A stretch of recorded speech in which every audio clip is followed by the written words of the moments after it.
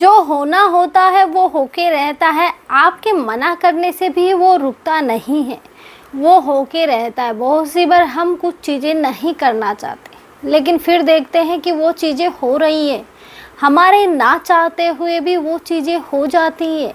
जैसे कि आपको मैं आज खुद मेरी जो कि इस 1 महीने में हमारे साथ हुआ है वो मैं आपको बताने वाली हूँ कि होने क्या वाला था और हुआ क्या। कि हमारे हाथ में कुछ नहीं है, जो होता है ईश्वर की मर्ज़ी से होता है, और ईश्वर की मर्ज़ी के बिना तो पत्ता भी नहीं हिलता।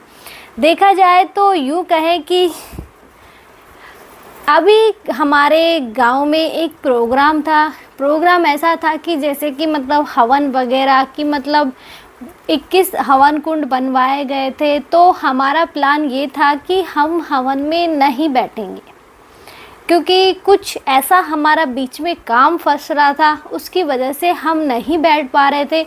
अगर वो काम बीच में हो गया तो शायद हमें बीच में से हटना पड़े, इसलिए हम पहले से ही मना कर रहे थे। यूँ कहे कि एक महीने पहले से जब वहाँ तैयारियाँ हो रही थी तो हमने पहले ही मना कर दिया था कि हम नहीं बैठ सकते। जब 1 महीना ख़त्म होने को आया तब तक भी हमारी ना ही थी, हमारी हाँ नहीं थी। क्योंकि जब कुछ करना होता है तो वहाँ सबसे पहले हमें रसीद वगैरह कटानी होती है, क्योंकि बिना रसीद के तुम बिना नाम के कैसे बैठोगे, इसलिए तुम्हें पहले प्रोसेस करनी होती है, उसके बाद ही तुम बैठ सकते हो, वैसे तुम नहीं बैठ सकते। वैसे बहुत से लोग ये होते हैं कि 1 दिन के लिए बैठते हैं, बहुत से लोग कंटिन्यू 7 दिन के लिए बैठते हैं, लेकिन हमारा तो कोई प्लान ही नहीं था। क्योंकि हम ये सोचते, मैं ये सोच के परेशान थी क्योंकि बीच में हमारा एक काम फंसा हुआ था।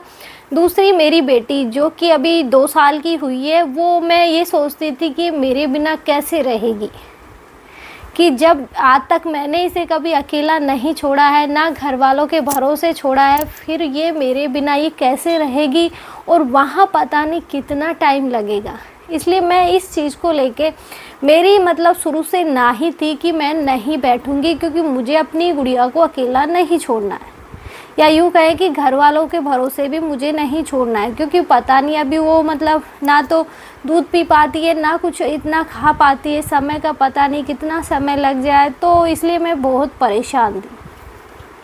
लेकिन जो होना होता है, ईश्वर की मर्ज़ी होती है, वो ही होके रहता है। यूँ कहें कि ईश्वर की शायद कृपा होगी कि जैसे ही टाइम पूरा 1 महीने का ख़त्म हुआ, जैसे कि कल से प्रोग्राम शुरू होना है, आज रात के 10 बजे जाके ये चीज़ फिक्स हुई कि कल से हम भी बैठने वाले हैं, रात के 10 बजे जाके। या यूँ कहें कि 9 बजे तक भी कोई इरादा नहीं था, मना ही थी।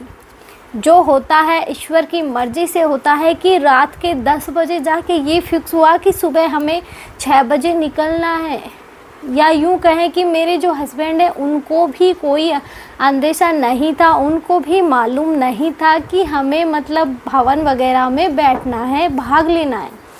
तो पूरा प्लान पता नहीं अचानक से ऐसा क्या हुआ कि मतलब रात के 10 बजे जाके ये चीज़ें फिक्स हुई। फिर सुबह फिर दिमाग में आता है कि श्री को कहाँ छोड़ेंगे, यानी कि मेरी जो बेटी है उसे हम कहाँ छोड़ेंगे, पता नहीं मतलब कैसे रहेगी। वो आज तक रही नहीं अकेली, तो रोएगी क्या करेगी। लेकिन जब सुबह जाने का हुआ तो वो जग चुकी थी। लेकिन हुआ क्या कि जब भी वो हमने उसे कभी अकेला नहीं छोड़ा, क्योंकि ये दुख था कि वो अकेली है, पता नहीं वहाँ कितना टाइम लगेगा। तो हमने उसे अपने घर वालों के पास छोड़ा। तो उसे पहले ही दूध वगैरह पिला दिया था, केला खिला दिया था, लेकिन बच्चा है, मन नहीं मानता, मेरा खुद का भी नहीं मान रहा था।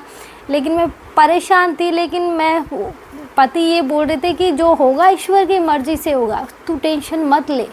तब कि चलो ठीक है, देखते हैं। उस दिन फर्स्ट टाइम सुबह 6 बजे से हम घर से निकले और दोपहर के 1:30 हमको बज गए वहीं पे। और उस दिन देखो कि उसने मतलब थोड़ा बहुत खा भी लिया, पी भी लिया, खेल भी लिया, तो मतलब वो रोई नहीं, वो आराम से रह गई। लेकिन जैसे ही हम घर आए, घर के अंदर एंटर किया, वो रोना स्टार्ट कर दिया उसने, कि जब तक उसने हमें याद नहीं किया घुसते ही वो देखते ही रोने लग गई। तो यही ईश्वर की तो मर्जी है कि तुम सोचते हो वो नहीं होता है।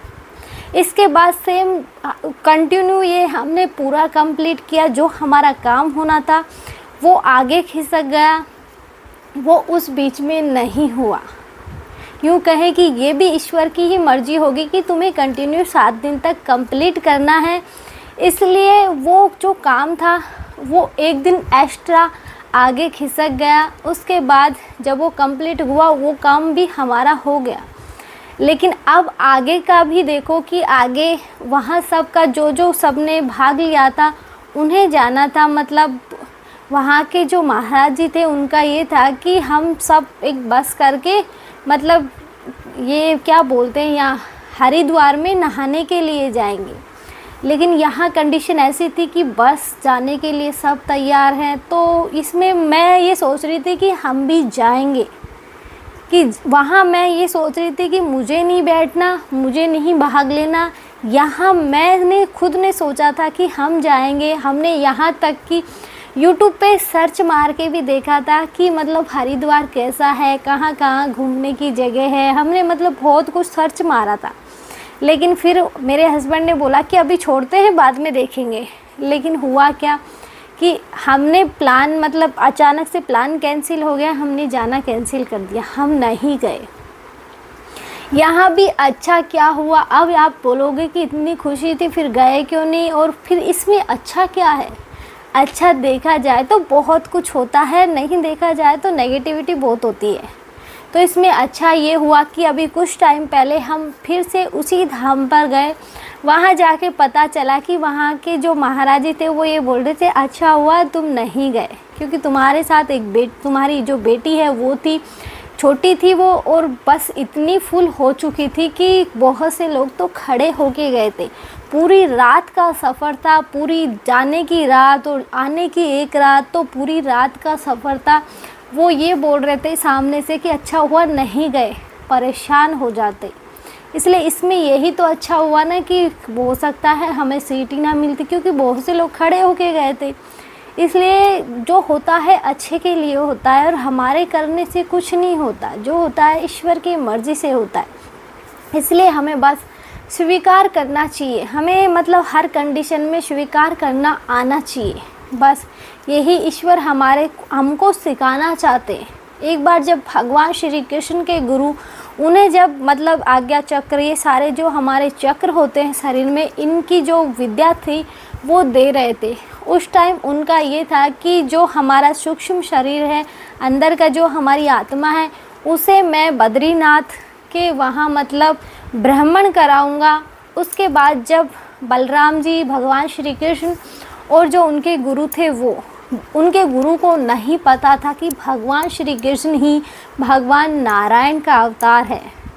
वो उन्हें भ्रमण कराने के लिए ले गए, और बद्रीनाथ से भ्रमण कराते हुए गोकुल के रास्ते से जब वो निकल रहे थे, तो वहाँ यमुना किनारे एक गुरु का आश्रम था, वहाँ वो ले गए। कि उनके गुरु ने बोला कि जब हम इस रास्ते से जा ही रहे हैं तो इनके दर्शन भी करके चलते हैं। उनके गुरु को अब भी नहीं पता था कि भगवान श्री कृष्ण ही भगवान नारायण का अवतार है।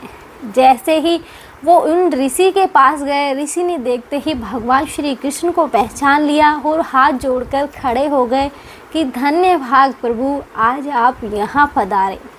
जो ऋषि थे वो भगवान शिव के बड़े परम भक्त थे। यूँ कहें कि मतलब भगवान शिव की उन्होंने बहुत आराधना की थी।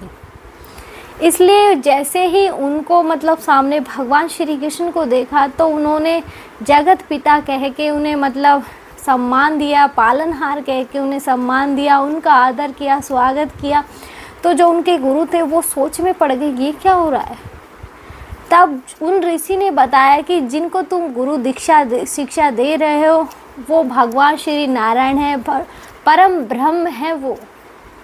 तब जाके उन्हें पता चला। लेकिन जब उनके गुरु ने भगवान श्री कृष्ण से क्षमा मांगी कि मैं अज्ञानी आपको शिक्षा देने चला था, मेरी इतनी औकात कहाँ है जो मैं आपको शिक्षा दे सकूं, तब भगवान श्री नारायण ने ये कहा था कि मेरी माया के तुम बस में थे और मेरी माया में जो मैं चाहता हूँ वो ही होता है। इसलिए हमें भी ये सोचना चाहिए कि हम श्री भगवान श्री नारायण की माया के बस में हैं। जो हमारे साथ हो रहा है प्रभु की इच्छा से ही हो रहा है। लेकिन यहाँ भी भगवान श्री कृष्ण की माया ख़त्म नहीं हुई। उन्हें मतलब भगवान नारायण के दर्शन हुए, लेकिन कुछ टाइम के लिए उसके बाद भगवान श्री कृष्ण ने बताया कि अभी तुम्हारा वो टाइम नहीं आया है कि तुम मुझे जान सको, इसलिए अभी कुछ टाइम के लिए तुम मेरी माया में और रहोगे। तुम्हें आज का कुछ भी याद नहीं रहेगा।